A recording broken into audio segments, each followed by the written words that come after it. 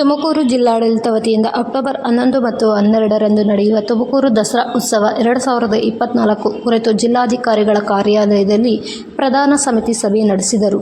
ಕೇಂದ್ರ ಸಚಿವರಾದ ವಿ. ಸೋಮಣ್ಣ ಅವರು ತುಮಕೂರು ದಸರಾ ಉತ್ಸವದ ಲಾಂಛನ ಬಿಡುಗಡೆ ಮಾಡಿದರು. ಬಳಿಕ ವಿವಿಧ ಕಾರ್ಯಕ್ರಮಗಳ ಸಿದ್ಧತೆಯ ರೂಪುರೇಷೆಯ ಕುರಿತು ಚರ್ಚಿಸಲಾಯಿತು.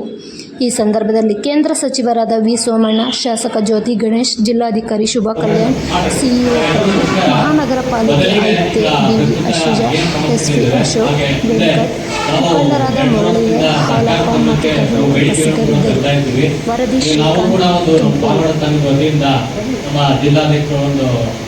ಅವರ ಮಾರ್ಗದರ್ಶನದಲ್ಲಿ ಸುಮಾರು 18 ಬೇಡಿಕೆ ಮಾಡಿ ಸರ್ಕಾರ ಗಮನಕ್ಕೆ ಮತ್ತೆ ಇಂದಿನ ರಾಜ್ಯದಕ್ಕೆ ಕಳಿಸಿದ್ದೀವಿ. ಹಾಗೆ ಈಗ ನಮ್ಮ ಯೋಗೇಶ್ ನಾಯ್ಕ್ ಸರ್ಗೂ ಕೂಡ ನಾವು 18 ಬೇಡಿಕೆಯಿಂದ ಕಳಿಸಿದ್ದೀವಿ. ಮೊದಲಿಗೆ ಅವು ಮತ್ತೆ ಇತರ ಬೇಡಿಕೆ ಬಗ್ಗೆ ಚರ್ಚೆ ಆಗಲಿ, ಆಮೇಲೆ ಹೋರಾಟದ ಬಗ್ಗೆ ನಿರ್ಧಾರ ತಗೊಂಡ್ರೆ ಒಳ್ಳೆಯದು.